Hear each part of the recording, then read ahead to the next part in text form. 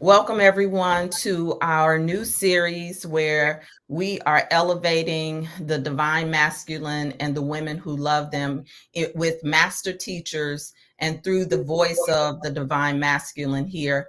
Today, we have my very special guest, who some of you have heard from him before, Dr. Akmal Muwwakill. You'll hear me reference him as backwards and forwards between those two, Dr. and Baba. And he is from his own healing center, HealenArts Wellness Studio, which is a functional medicine, complementary alternative medicine organization that has served the Washington, D.C. metropolitan area for over 30 years.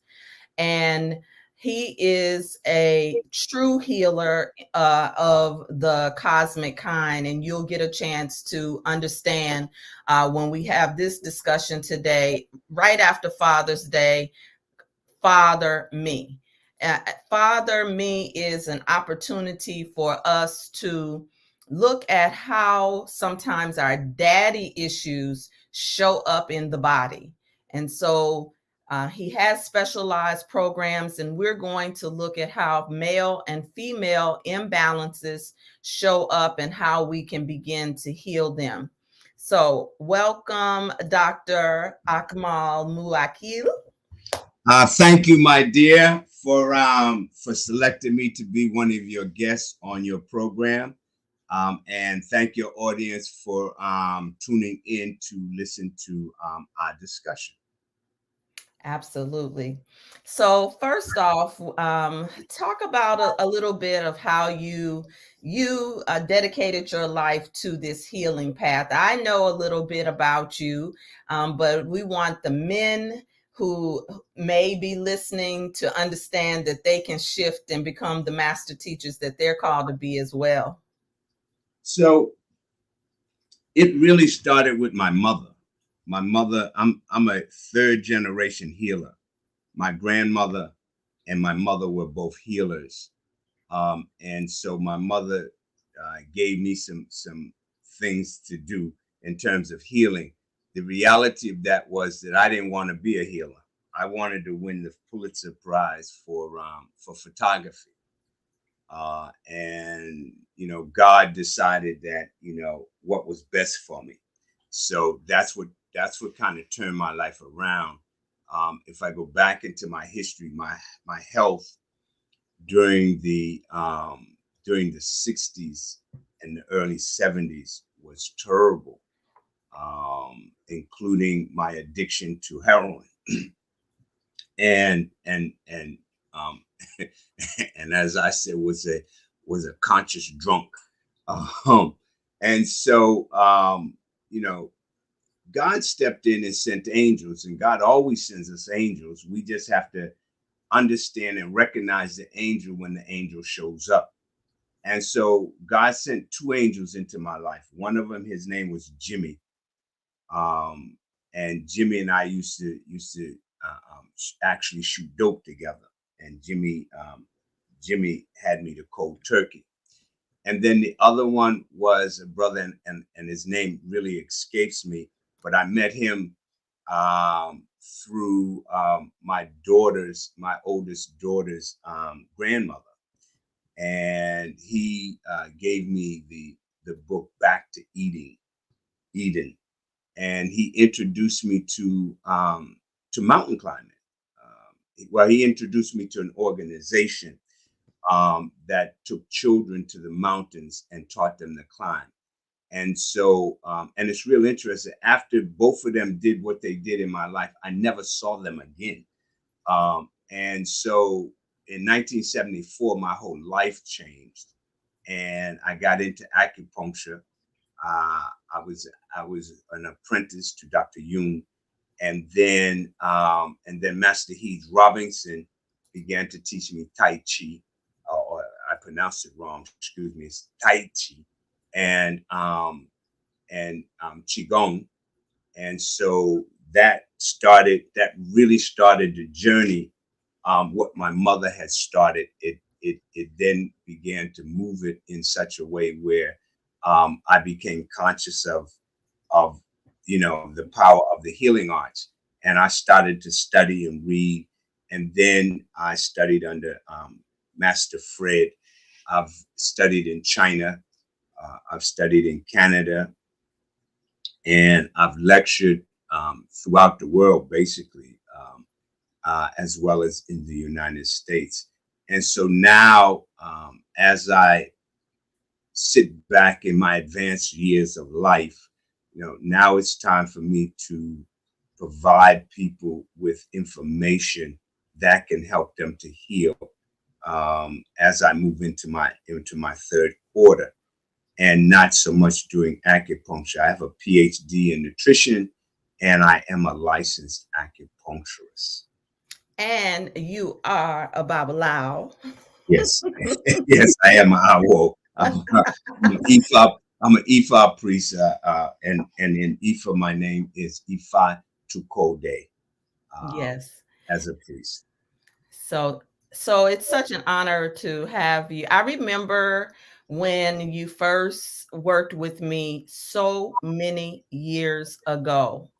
And I was experiencing the weirdest thing in my body where I would have like this flash of heat. I didn't understand it. And I came to you, and you did the acupressure, and you went to a chart and showed me the spiritual message that was happening in my body, and told me to do some very simple things. It wasn't even that complex. And everything that I was experiencing in my body went completely away. I didn't even have to come back to you so much over those years. That was a long time ago.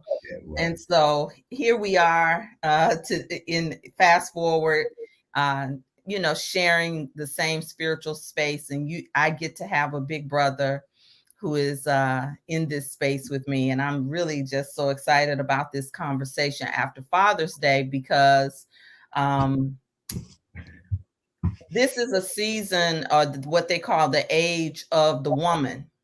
And I have been specializing in working with the divine feminine and women to begin to elevate and expand their own awareness and consciousness of the divine feminine in their love, sex, and money. And no matter whether I'm working with love, sex, and money, the body, the mind, and the spirit are always a part of that. And I know that, I have done work to heal myself of daddy issues. And so I've specialized over the years of working with women through their daddy issues and showing them how it shows up in and how it affects their other areas of their life and affects their feminine. But I feel like this is a season where we get to really elevate and restore our relationship with the divine masculine, with the men in our lives specifically. And so I wanted to begin with father, because there are both men and women who desire to be fathered. And I wanted to explore this with you because of your acumen of being able to relate the mind, the body, and the spirit, how these daddy issues or fatherlessness or desire for father, or the imbalance of the masculine shows up in the body of both the male and the female. Can we talk about that? Yeah, we definitely can. When we start talking about fathers, and mothers too, we have to first understand that every father and every male and every female are not always a father or a mother. Because some of us come here to be fathers and be mothers, and some of us come here for support. And so, or to assist that spirit in coming to earth, so that that spirit can do its work. We have to realize and understand the factor that we are spirit first, and the humanistic part of us is what we came here to do, to maintain our ability to maintain the connection to our spirit. And there's in Yoruba there's Egbe, and Egbe has to do with the contract that we sign with God and what we're going to do whilst we're here on earth to maintain the balance of that contract in the Asian context of it, Buddhist, Taoism, and even in the Hindu, they talk about karma, and they talk about the fact that we come here to overcome the karma that we have from our past life.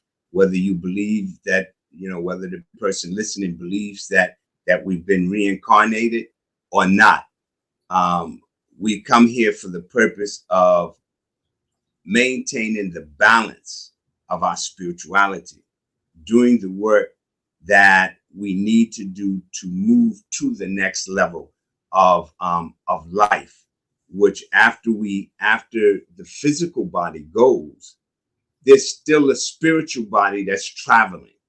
And so the spiritual body moves to its next, and what I like to say is to its next duty station, so that it can continue to do the things that it needs to do. If a person goes through hypnosis and they go into past life regressions, they begin to find and see a lot of different things that that have gone on in their past lives, so that in this lifetime they are able to have a different kind of understanding. Going back to parents, some people, as I said, are here to assist that spirit in coming to earth, and then they move away from that, meaning that the person goes into foster care, or they live with their grandmother. Because right now, in 2022, you have a lot of grandparents taking care of their grandchildren, because for whatever reason that the parent isn't around to do what they need to do. And so, we find that some people are here to create the ability for that spirit to come to do the work that they need to do. On the other side, you have parents who become fathers and becomes mothers. And that doesn't necessarily mean that biologically that child is yours.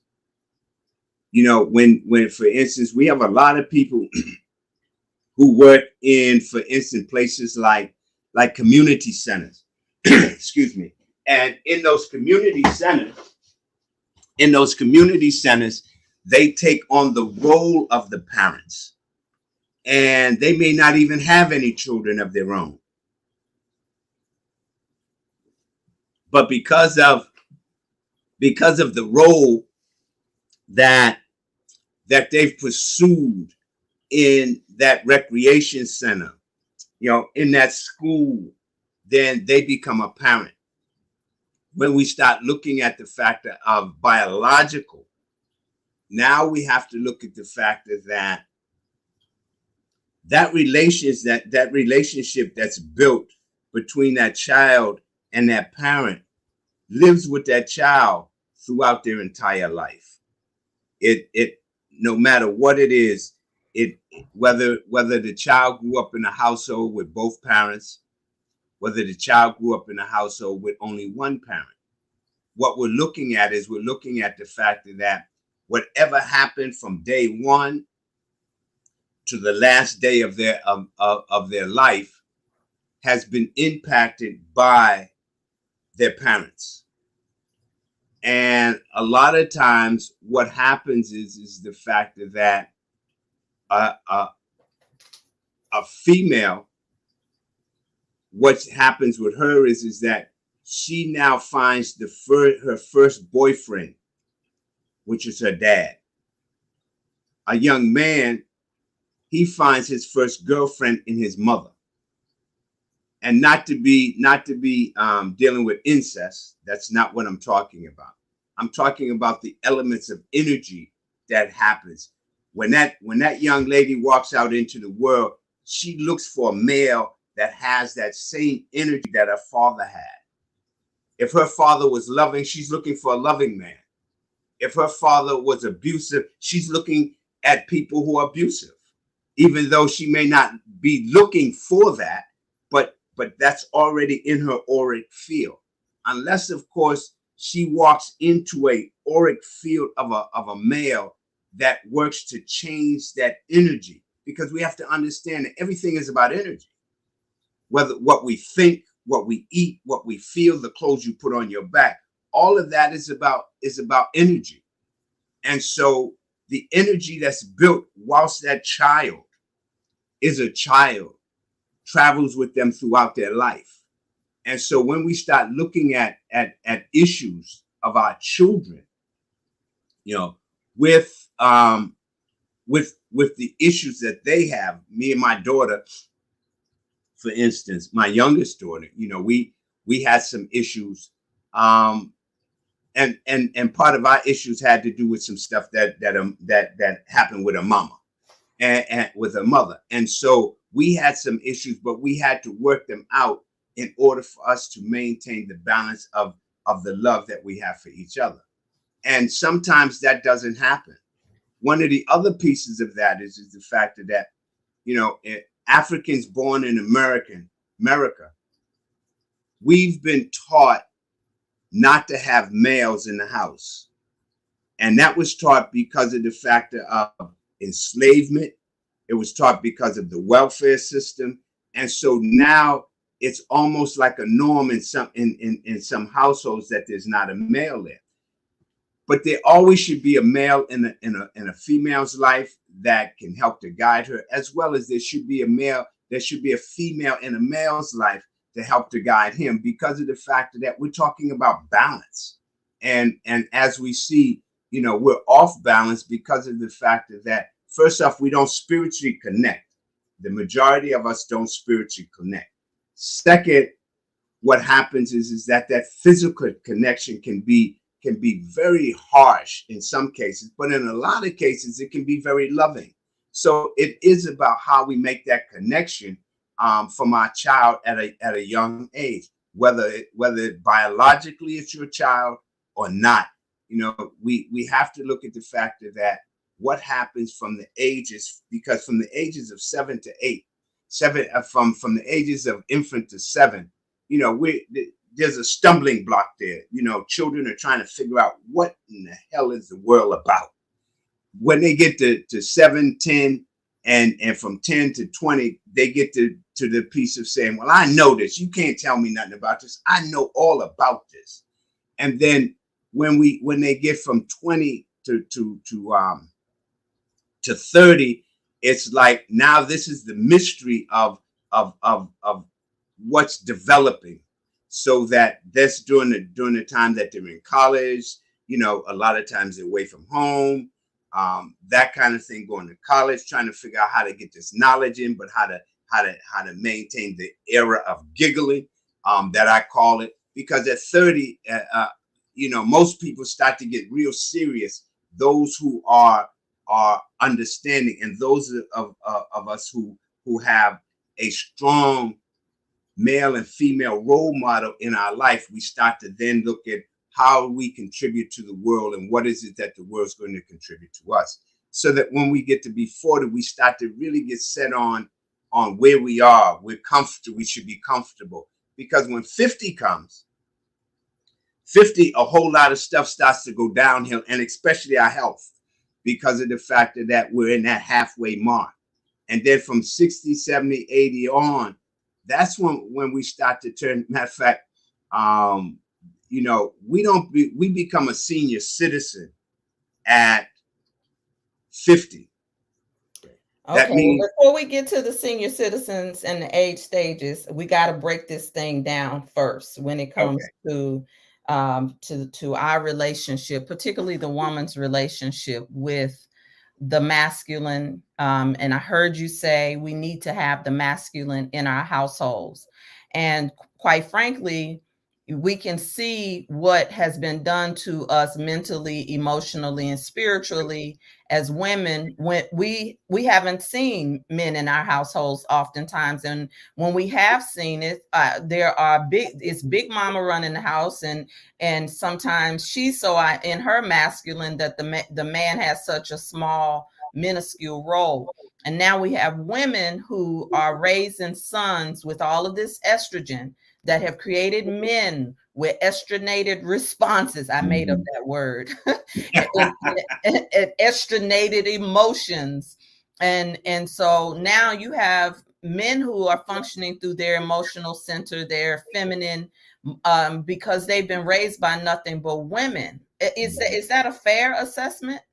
Well, I mean, it definitely is because of the factor that you have more women raising male children than you do males raising male children, More and so females raising. I mean Yeah. females, right? Females raising male children, and so in the context of that, they an elder once told me, he said that a man can only raise a female child so far, and then a woman has to take over, and vice versa. A woman can only raise that male child so far, and then there has to be a male in his life to give him the strength. She can show him how to be loving, kind, and not abusive. Where a man is going to give him the strength that he needs to be a man, and in some cases that can be very excessive. Not often, but it can, because of the factor of the things that men go through, and especially African men born in this country. So when we start looking at that, we start looking at the factor that you do have a lot of young men who have no real idea of what it is to be a man. And so in some of those cases, what happens is that our young men who are looking to figure out how to be a male, and there's not a male in their life, what happens is that they wind up in gangs, because gangs teach them how to be rough, not necessarily how to be a man, but how to be rough, and how to be and how to stand their ground, so to speak. Where a male in their life, for instance, my father was the best person that I ever knew, the best male I ever knew, because what he did was he used to take me with him. So during that time I would be in they used to call them beer gardens. I used to be in the beer gardens. I used to be hanging, associating with him and his friends in the alley. They'd been drinking and talking and all that kind of stuff. And that's how we begin to understand the role of a male. With females raising children, they don't get that opportunity, because men talk about things that women don't talk to men about, and vice versa. Men talk about things that women need to instill in female women, so that they have an idea of how to navigate their relationship with a male. One of the things that men teach young women is what the man of their dreams should look like.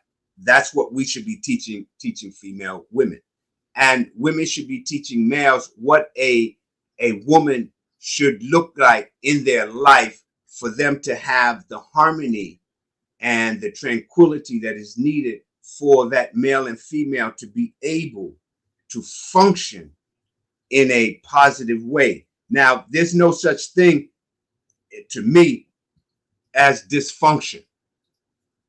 A lot of people say, well, that's a dysfunctional family. It's not a dysfunctional family. There's nothing that's dysfunctional. It's just functioning at a different rate than other people would like for to see it to function, but it's functioning. I And so, agree. I can see that. And we definitely have bought in what the Washington Post, Essence Magazine, um, Hmm. and all of them have told us about our families and dysfunction. And when we look at our households, mama is an important role in the entire matriarchy of spiritual health anyway. Hmm. And so, but we've come into this patriarchal world that tells you that it's dysfunctional. At the same time, though, there are men who crave their fathers. Hmm. And, there's a saying that says, women raise their daughters and spoil their sons. Have you ever heard that? Yep, I have. Absolutely. What does that mean to you as an elder? What that means is the factor that the woman wants her daughter to do more than she wants her son. Matter of fact, one of my sons was in that category where his mother spoiled him. If he said he needed a pair of sneakers, instead I would have told him, okay, cool. You need some sneakers, so what you gonna do to work for it? Where mother would say, oh, that's what you need, baby. Okay, I'm gonna get you the sneakers. She'd go and get him the sneakers and buy him 3 pairs of socks, which would not give him the responsibility. Where the daughter, she would tell, if the daughter asked, she would tell her daughter, well, you need to do X, Y, and Z in order for me to get you those. And she would buy her the sneakers and maybe not buy her the socks. That's kind of where I look at it, because of the fact that here and fathers do that to their daughters as well. The daughter comes and says, Dad, I need, and he says, okay, here. She said, I need $20. Dad said, well, here, I'm gonna give you 50. When son come to do that, it's like, oh, you need 50, you need $50. What you need it for? How you gonna use it? Is this a loan, or am I giving this to you? So when we look at that, we look at the fact that the raising staff of both the young girl and the young male, we see that it's different, because of the factor that mama's looking to make sure that her son is very productive in his life. She wants her daughter to be productive, but also she may groom her daughter in a different way to be a housewife, where she would help to groom her son to be the best chemist in the world. And so when we look at that, we look at the factor that has to deal with the factor of training in our life.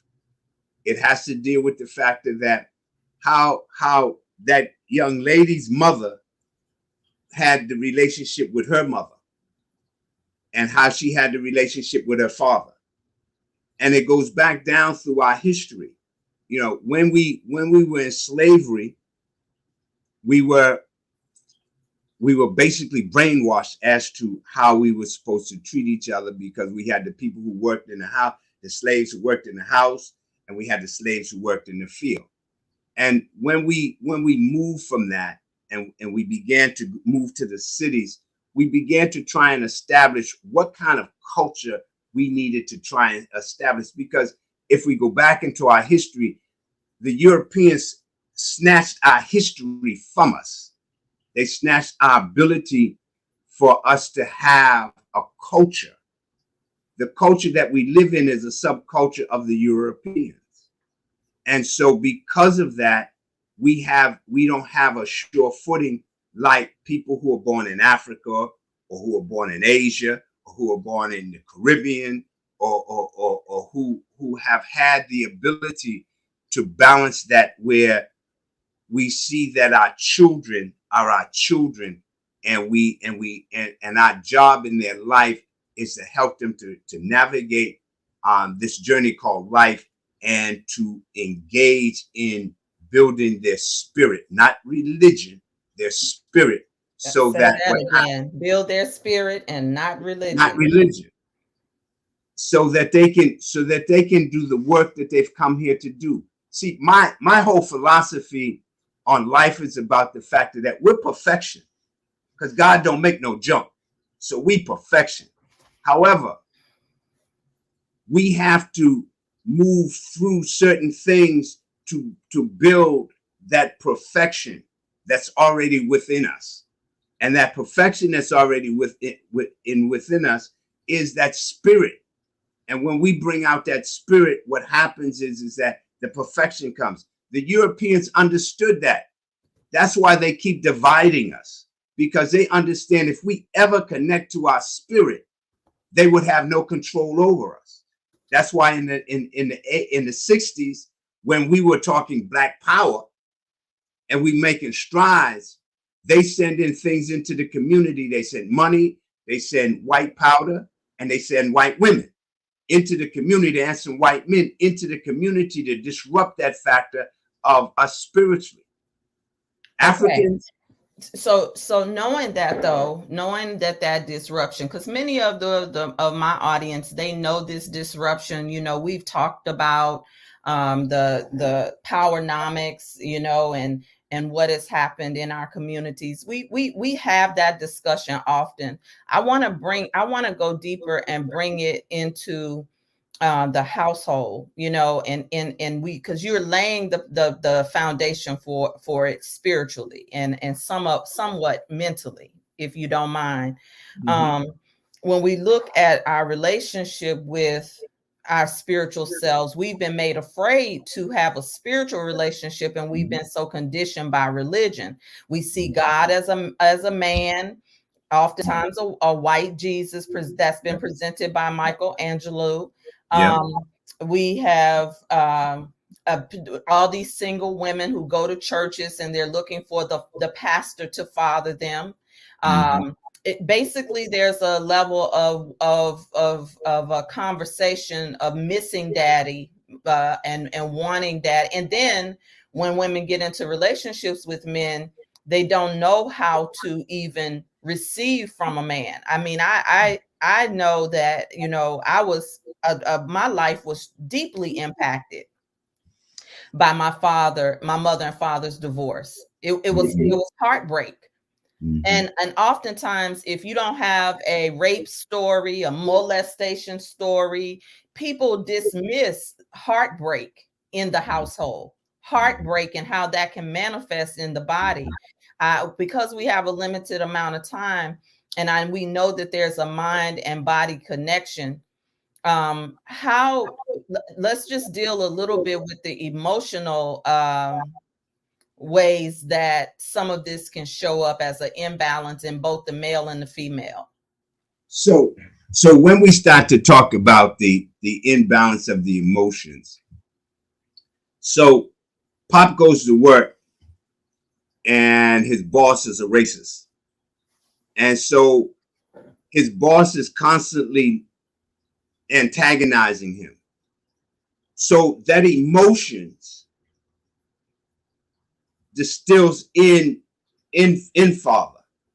So when father comes home, he still's got this antagonism going on from his boss. Or it could be mother. It could be either or. What happens, you come into the household and you still have this chip on your shoulder, and someone in the household says something that's not pleasant. And the next thing you know, that antagonism that came from the workplace now came into the house. Remember, it's all about energy. So now there's a disconnection in the household because of an outside force that now creates drama. And that drama that it creates can be anything from arguing to fist fighting. And so when a child sees that, the child then gets confused. But I thought you loved each other. But now you boxing with each other. You throwing things, you cursing, you going through these changes. Not everybody's household has been like that. There's some people that have parents that have been very pleasant to each other, or if they got into those kind of things, they made sure that the children didn't see it. When that violence happens in within the house and the child sees it, it then begins to grow within that child. And in some cases, that emotion of that whole drama in the house makes children sometimes think that that's the way it's supposed to be. And so when they get into a relationship with a person, whether it's a male or a female, they bring that energy into that relationship, so that what happens now is they feel comfortable because that's what was a comfort zone within their household. In some cases, that causes children to rebel. So when Pop leaves and the house has a female who's raising a male child, the male child starts to act out, as they would say, because of the fact that the guidance that is needed because of all of the drama that has happened isn't there. So depend on how the father is in that male's life afterwards, that the father rolled out, will depend on how the mother, the son, the father, and if there's a daughter, and the daughter all create the relationship to reduce and or eliminate the mental confusion. Okay. You So know, how does this show up? I get the big highlight, but how? Let's get more specific. It shows up as the rebellion in the man, but let's talk about adult men. How can a woman um and who loves men, and whether it be her son, her nephew, her husband, or just coming in contact with men, how does it show up in the imbalance first? so the first way that it shows up in the imbalance is the anger. Okay. Okay, Anger. that's it. That's the first one. The second, it shows up as depression. Depression. Okay. Okay. And then you have things like sadness, you know, and you have grief, and a lot of, and we have a lot of men who are sad and have grief and are depressed. But And could it show up though as womanizing? well, it could show up as, now, womanizing is a play on the ego. And when wow.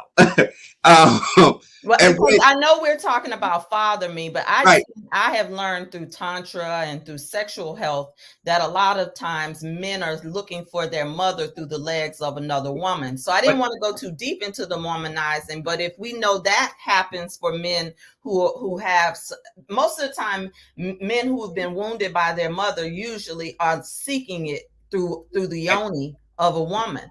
and But and how about men who have been wounded by their father and closed off emotionally and all of that?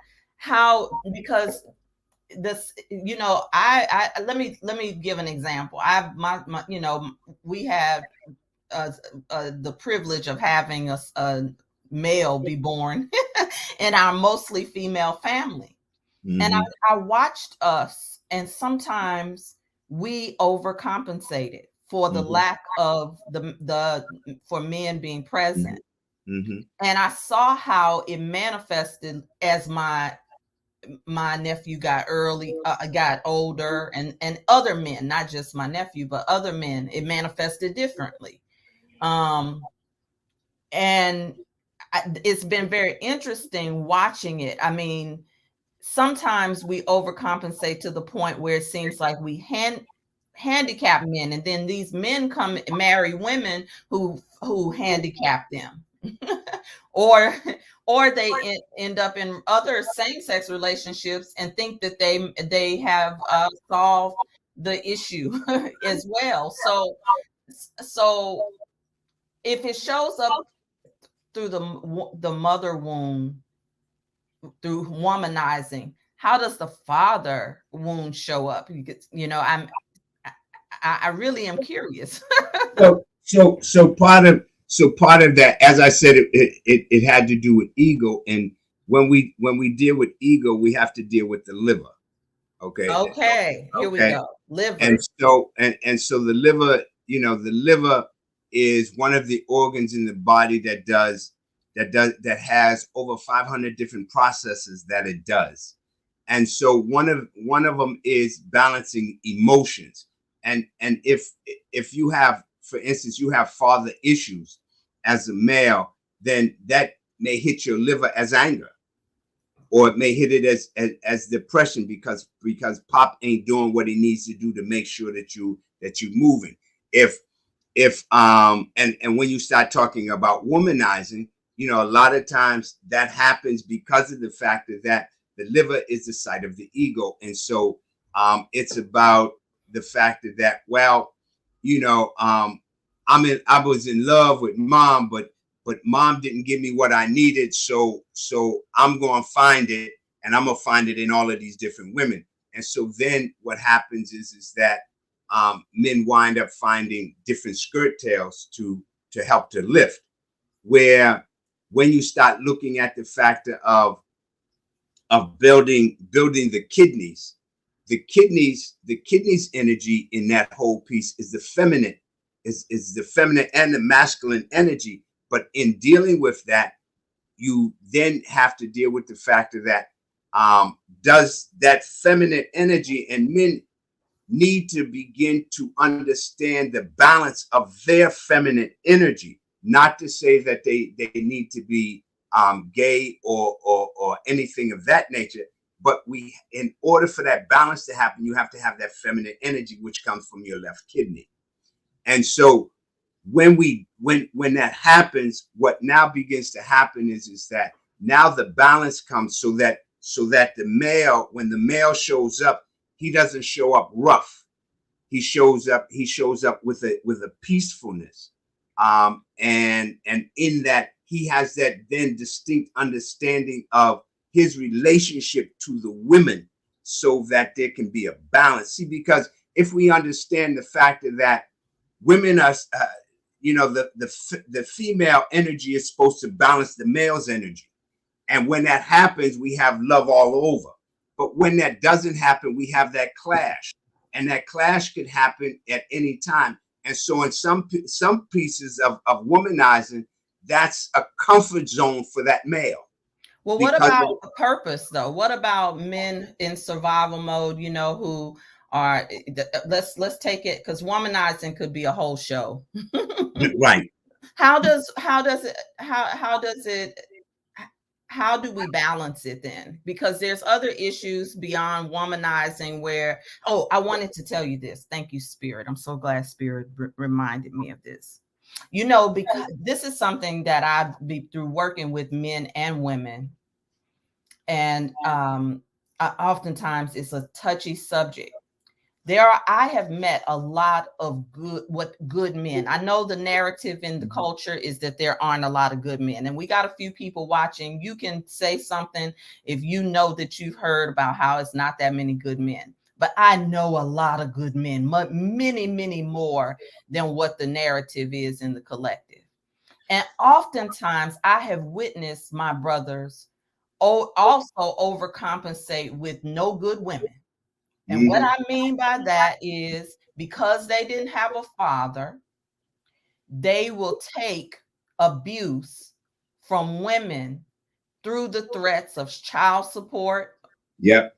Through the manipulation of not being able to see their children. I have seen friends who've been at the top of their game in their career exhaust their bank accounts fighting in courtrooms to see their children. Mm-hmm. And emotionally, I have witnessed that type of depression. But when I'm talking about elevating the masculine, I know that there has to be some atonement that has to happen to heal us, because I know that there are men who are being abused in the name of I don't want to do to my children what my father did to me. You know, as you talk about that, you hit me real deep. Did I? Yeah, you hit me real deep. My next book coming out is Healing from Other People's Stuff. I've been married 3 times, and each one of them women have taken me through the ropes. My first wife, we went for the divorce, and she never showed up, and so the court granted me the children. It wasn't that I wanted to take the children. I mean, I had no objection to it, but the court gave me the children. She stole the children and moved to Philadelphia, where I didn't know where they were until the uh, um, school department, the courts contacted me because they weren't going to school, and that's how I knew they were in Philadelphia. But the courts didn't honor the paper, the documents that the court in D.C. giving me the children. So that was one incident. My second wife, her father used to beat her all the time and wouldn't let her do the things that she she wanted to do. She wanted to go be an artist and all that, and her father wouldn't do that. He would always whip her. And so what she did was she psychologically abused me and said that I was the abuser. And then my third wife, she was interesting. My third wife felt that she didn't need to do anything in the household, and that I needed to take care of all the bills and everything, and she could go gallivanting anywhere she wanted, anytime she wanted, and she didn't need to be responsible in our household. And then once we got divorced, first, and the other thing is she was trying to get my house. And then the other pieces is that she put Homeland Security on me for no reason. And the reason Okay, so we know this happens, but are you one of those good men that happened to? How did you attract that? Well, my piece is that I've always tried to love women. That was one of the things that I was instilled. My father, like I said, he was the greatest man I ever knew. My father said, "You take care of your women and your children. You work and you don't steal." And so with his backing, I've always tried to support and take care of the women that come into my life. And your father taught you that. Your my father taught you to my support. father taught me that. He taught you to provide and protect women. Absolutely. And to this day, why did you attract abusers though? Well, because and when I started writing the book, I was angry. But what I've come to learn is this: those women were great. And they were great because of the fact that they taught me something about myself. They taught me to understand myself even more. Now, I can't condone, I'm not condoning the abuse I got from them, but I am dealing with the fact of why I should not walk around being angry with them. And that's because of the fact that it introduced me to some things I needed to know about myself. It introduced me to the fact that I need to understand how to increase the love that's within me, so that I can give it to them, so that they can begin to understand the love that's within themselves. The other piece was the fact that with my second wife, she was a mental abuser, and so because of that, it had me to understand how to navigate through that, so that when I was done with it, I told her I was done, because of the fact that she raised some energy that I didn't want raised. So that kept down the abuse. The other piece of that was it showed me that when it was time for us to separate. See, because a lot of times spousal abuse happens because people don't understand that when it's time for them to separate. That message, God gives you that message clearly. When you start to fussing and fighting and physically fighting, that's a time for separation, because of the fact that we should not be putting our hands on anybody else because of what happened at the job, because of what's happening in the household. The household should be peaceful. If if the two people living in that household have disagreements, they should want to talk about them, not argue. And see, arguing, we have to understand arguing. Arguing is about I'm right and you're wrong. That's arguing. When you start having discussions are, okay, so you said that in regards to where I am. Let me think about that for a minute in regards to where I feel I am. Okay, so Baba, does this show up as it for me? You said it shows up for the man as anger. Is it the same for the woman? Because we also, is it anger for both male and female? With women, it can be anger, but it can be aggression. Aggressive women. Okay. And see, women shouldn't be aggressive. They should be assertive, which is totally different. Aggressive is like a bull coming at you. Assertive is like the waves of the ocean coming at you. And they're coming and they're bringing and they're taking and they're bringing and they're taking and so they're nurturing. The waves of the ocean nurture. A bull just try to run over you. And so when we understand how emotions function, that's like when you start talking about things like hatred and jealousy, you're talking about the liver, you're talking about the heart. The heart's element is love. So what we have to find is we have to find that love, and the spring and the summertime is the best time to find that love because it's the season of the heart and the small intestines, so that you're able to understand and digest. The most powerful word that I know in the universe is what? Do you know? Love. No. What? The most powerful word in the universe is understanding. Okay. Well, Baba, before we go there, wait, because we only have a little time, and you came to talk about the male and female imbalances in the body, not just the relationships, right? And right. So let's not leave our listeners who are are raising sons. Okay, we know it's the anger and aggression, right? And we have people like Queen Afua who talks about putting that son in an Epsom salt bath to calm him, nourish him, speak affirmations. Let's get to aggressive women, because we know that women can have fibroids and have breast issues and other hormonal imbalance just from being those types of things. But you brought up something else that came to mind when it comes to aggression with women, because you talk a lot from your perspective from the Asian medicine about heat and coolness. And so when you start to look at and that's kind of where I'm going. When you start looking at the organ network, you got to look at the organs as a network. Okay.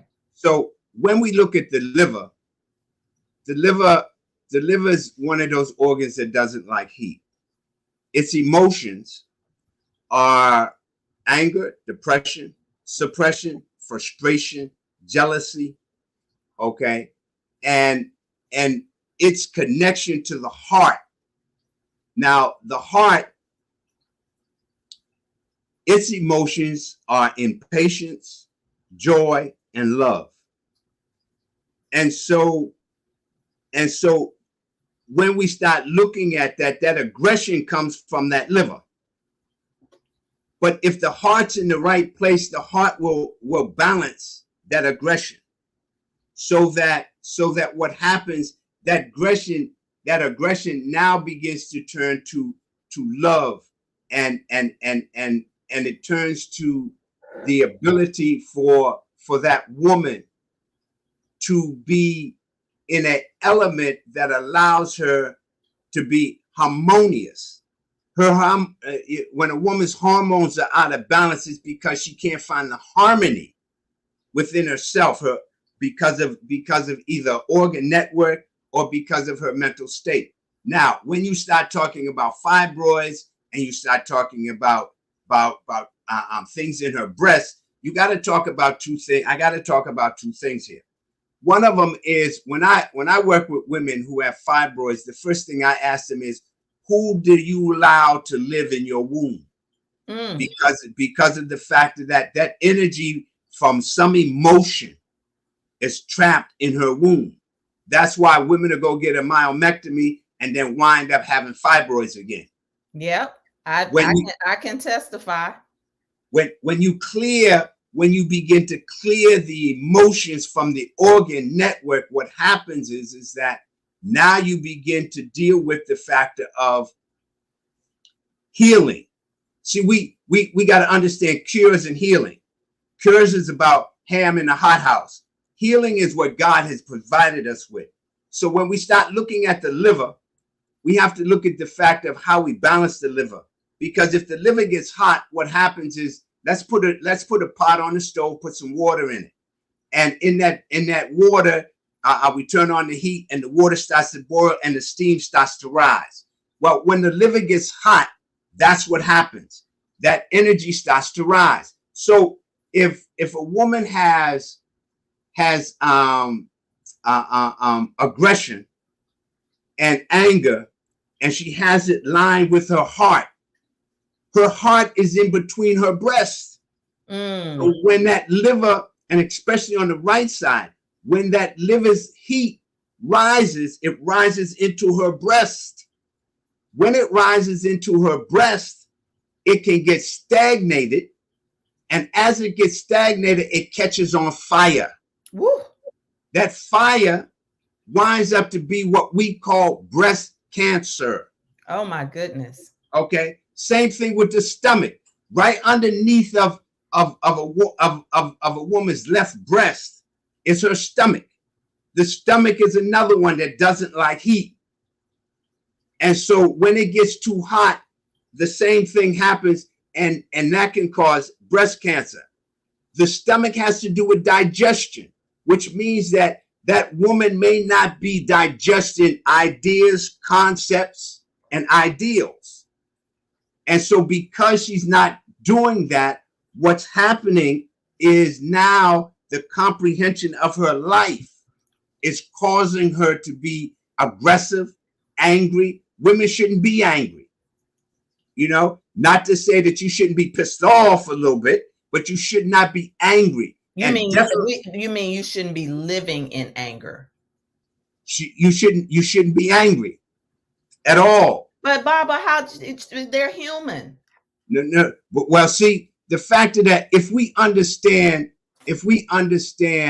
being upset and being angry, those are two different things. Okay. We can be upset, but we shouldn't be angry, because when you become angry, what happens is that begins to confuse the brain. There was a woman, this is many years ago here in Maryland, who was going through PMS, and she killed, I don't know if it was a husband or her mate, but she killed him. Her defense was she was temporarily insane. And I could see that because of the fact that the liver stores the blood before it goes into the uterus, or before it travels around to the heart and the kidneys in the uterus. And so with that happening, that anger rose that energy to her head, which confused her. And as it confused her, it took her off her game, and she killed the gentleman. But, okay, but there are so many women. I have heard about this PMS. I've seen Oprah do a whole show on the extreme PMS, and I must confess there are times when I have changed into a different person as well during PMS. I'll just be honest, and that's a real thing. And of course, it's also spiritual. Now that I have been studying more, I understand how it's a spiritual thing. So, you know, we're running out of time. And so I want to ask people in the comments if you have questions to ask. And I'm also going to invite Baba, Akmal, Dr. Baba, to come into a live session in our special edition of Shift Talkers Live. That's our private community where we'll get a chance to engage with the master teachers outside of a public platform, because I know that there are women who are raising 3 and 4 sons who have Mhm. questions when things show up in their body. And boys begin to hide a little bit from their mothers when a woman is raising. He doesn't want her oftentimes to see him naked, and certain Mhm. things, little things like sometimes boys can have extreme eczema because the mama doesn't know that they are chafe, and all kind of things happen. And so these are things that we need to talk about in private community for a lot of the mothers in the circle. But then, I heard you say if your son came to you and asked you for money, how you will respond. Whereas women feel guilty and they are emotionally blackmailed oftentimes by their sons. So that's something we can talk about in our community. The health issues always is a hot topic for us as women, but we're specifically talking about us balancing the masculine within us, because who else is teaching us how to do this? So that's a bit of an incentive for you all to go check your email, or let me know if you're interested in joining the live conversation to see when we can have Baba Akmal back into the to this conversation. So I'm asking for your permission to go over a little bit, Baba, to wrap up, because many people just don't believe in this mind and body connection. This is how I came into metaphysics and living the life that I have lived in the last 20 plus years as a metaphysician, as a spiritualist, and now um, as a practitioner. I The mind and body connection is what would let me know how real this work is. And so there's people who are saying this is valuable information. This is so awesome. If you have questions, post them in the comments, because this only a portion of this live will be up for a limited amount of time. And so if you don't have any intention of joining the private community, I want to encourage you to subscribe to the channel. And I also want to get in before we leave and wrap up this part of the show is Baba can be connected to at HealenArts.net. He has a program that teaches you the nourishing and cleansing and fasting within the seasons. He is a master teacher of what to eat in the right seasons, your blood, nourishing the blood. And you mentioned the blood earlier, Baba Akmal, when you were talking about PMS, right? And Yes.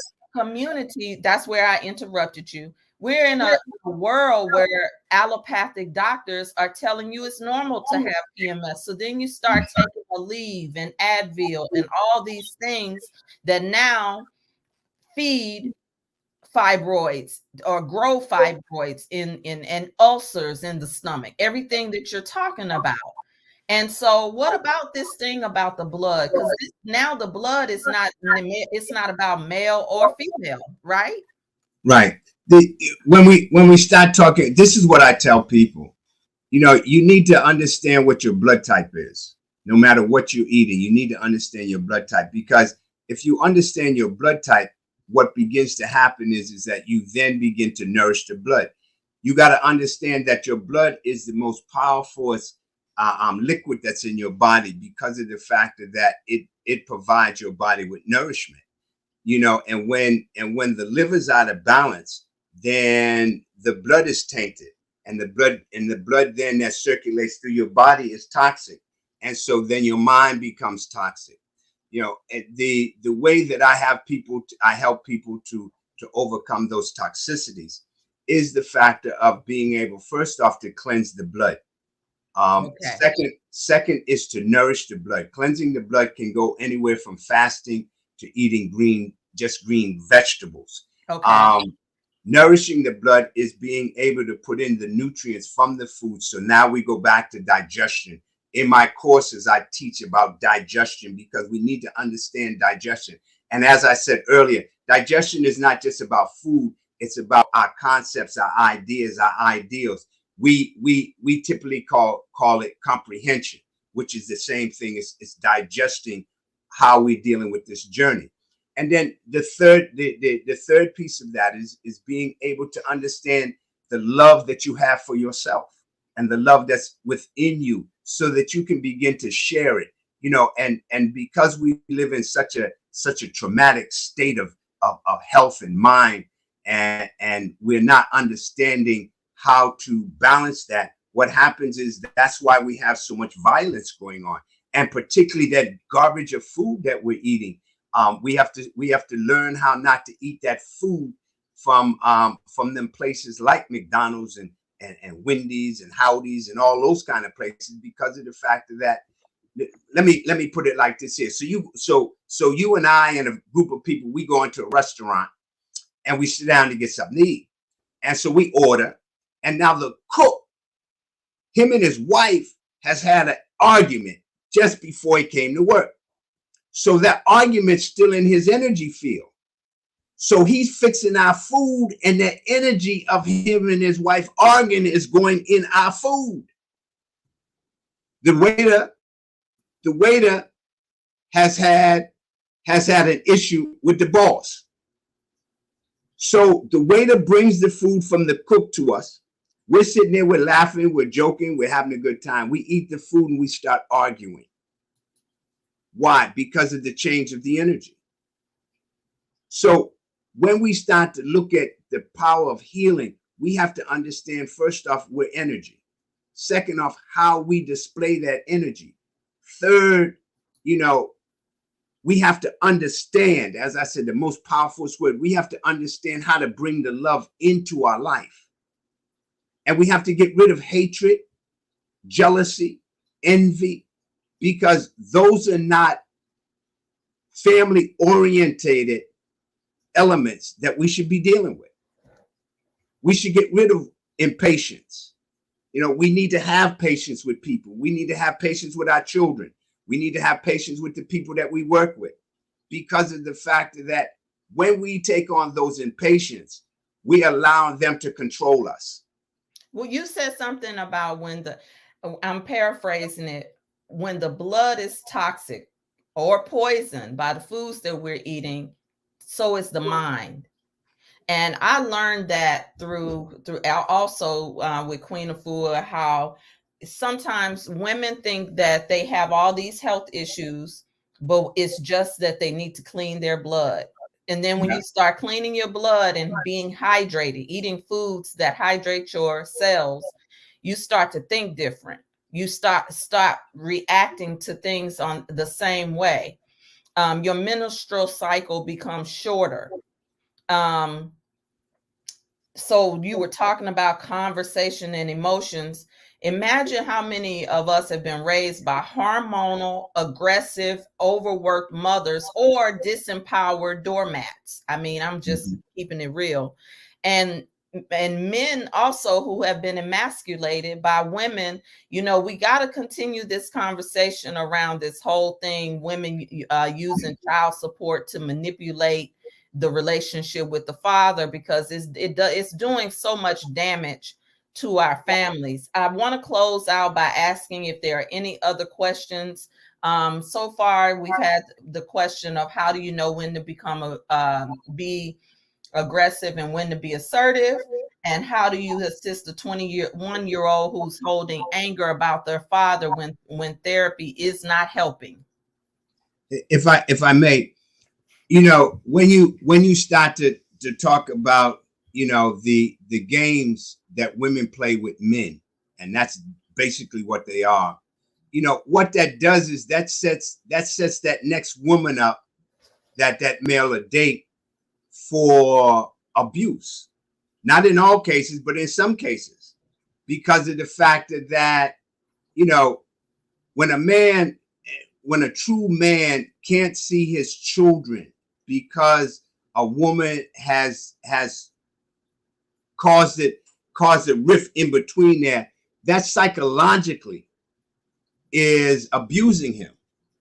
And so what happens is that it really gets him angry. And so then that anger is taken out on someone else. It could be the woman that he's with. If it's a man and a man relationship, it could be the male that is his partner. You know, it could be he'll go to work and cuss his boss out and get fired because of the fact of that. You know, if we go to God, you know, we have to look at the fact that God didn't set us up to do that. That's a human trait. And so we have to go back to God to make sure that we're working within the properties of our contract with God.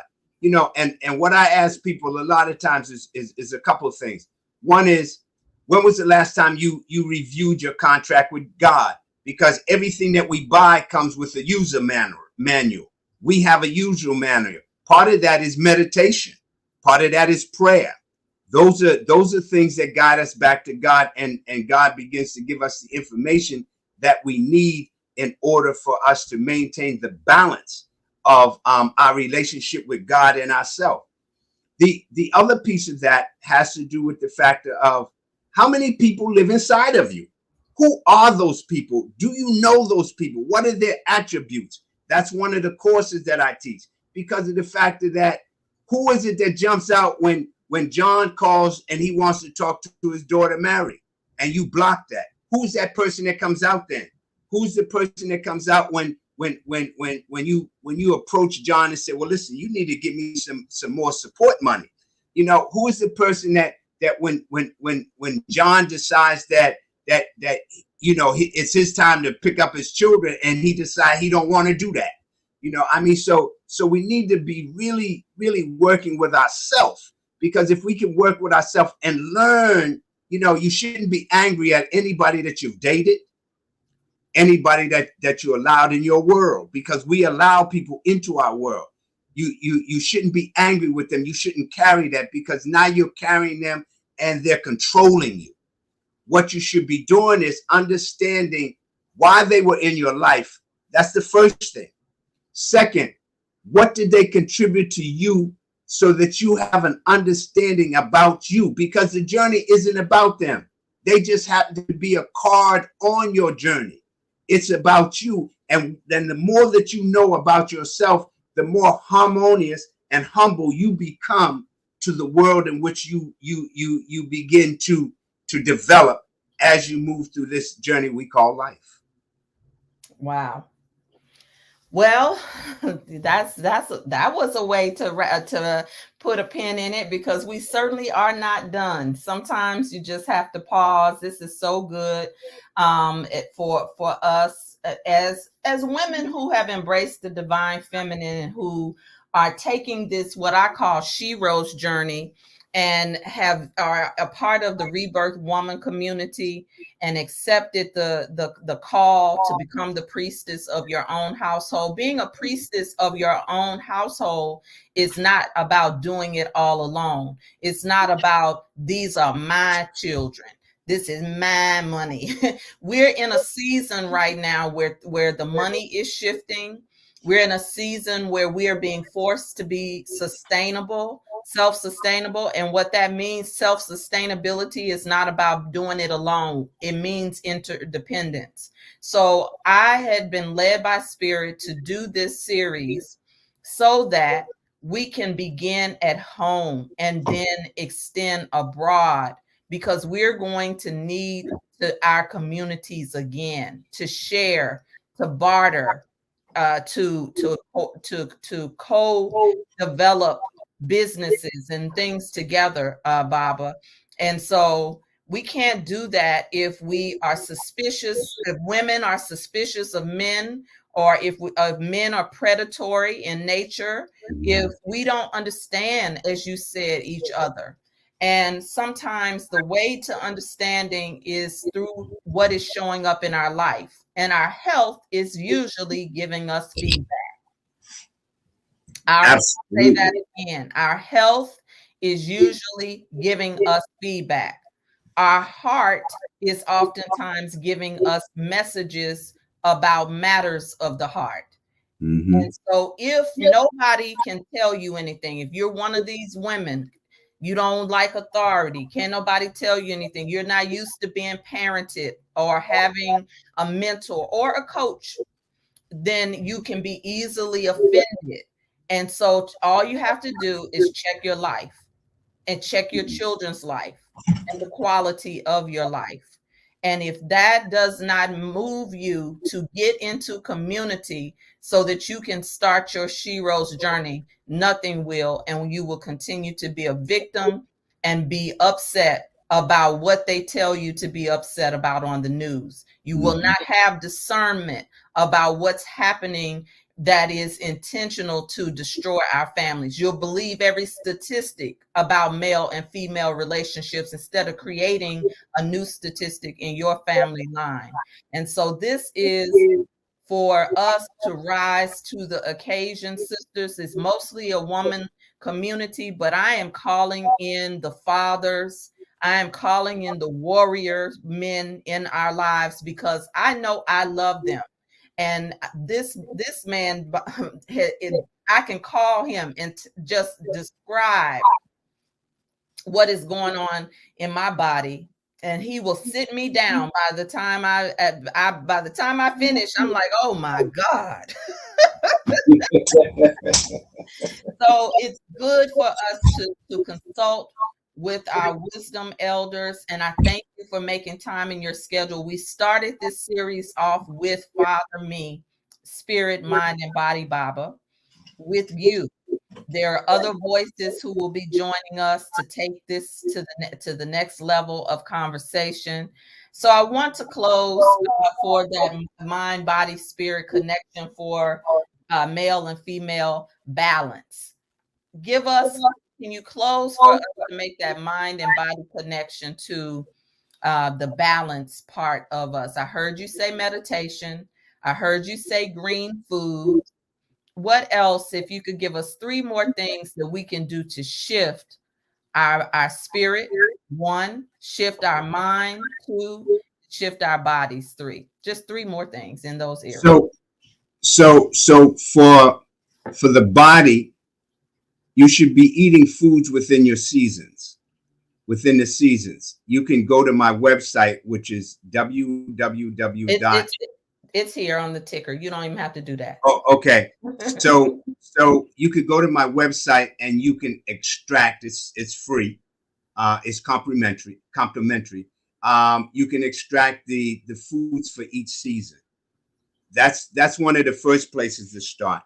The other, in light of that, is understand your blood and your blood type, so that you can eat foods that support your blood, so that when it supports your blood, it increases the healing of the body. The other is eating foods in a proper combination, which is another thing that I teach, because of the fact that we need to understand that you're a chemist and your body's a chemistry factory. And with that, when you put the right chemistry in, you get the right results. When you put the wrong chemistry in, you get the wrong results. In terms of the mind, we need to pray. We need to meditate more and actually understand the fact of what prayer does. Prayer enters the universe and changes the energy within the universe, so that what is being prayed for or on is able to manifest, so that we then begin to receive the blessings that we need to have from God, so that we can move forward in our life. Meditation is about going back into the dark to come back to the light. I often ask people this: what was the last thing that you remember before you came to planet Earth? What was it? And what it wasn't, just think about it. What it was that you came from the dark into the light, and you've been in the light ever since. And in order to create the balance that is needed, you have to go back into the dark. That's where meditation comes in. That's good right there. Learn breathing techniques, because your life is bet on breathing. Well, maybe it's not. Let me ask this question. So how long can you hold your breath? You see, because your breath is your life. That's your spirit. So when you understand and learn breathing techniques, if you're over 50 years old, I do a program on Saturday mornings called the Elders Suites, where I teach you that, okay, how to breathe, how to move, because of the fact that when we do that, we build our inner bodies so that the body, mind, spirit connects, because that's what you want to connect. All of what I just talked about, the meditation, the breathing, all of that is what aids in the building and the prayers of building spirit. When you wind up having spirit in your life 24/7, understanding it, you have the perfect life. No matter what happens, they turn off the lights, you know, or the car don't run. You have that spirit that's going to get you through. It's got our ancestors through, because if it didn't get our ancestors through, guess what? We would not be here at this moment. And so we have to go back inside. It's about, as I said earlier, it's about you. It's not about anybody else. Learn how to develop yourself from the inside out, not from the outside in. You know, yeah, you might be dressed up and messed up. In other words, you might be having on all of the glamorous, expensive clothes and jewelry and all of that, but your head and your body and your mind is in a fog, and you're not using your spiritual potential to move yourself. So that, and again, I don't know if you believe in reincarnation or not, but so that when you step off this planet and go on this plane and go to your next duty station, and your spirit goes, you're able to go through there and not have to navigate the same kind of crap that you have navigating now. Because Wow. of the fact that what's going on in our life is to see where we are in our life. It goes back to when I was shooting dope, and Jimmy came, and we were sitting at the table, and he said, excuse my language, he said, I'll be glad when you stop shooting this shit.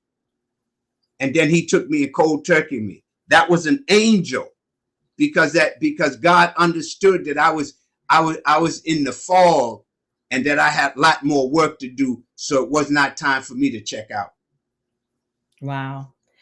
Well, this is, it's hard to do 1 hour with you. So ladies, who are watching and you are in the rebirth community, shift talkers are open, or will be open to men as well. But I will like for you to join us.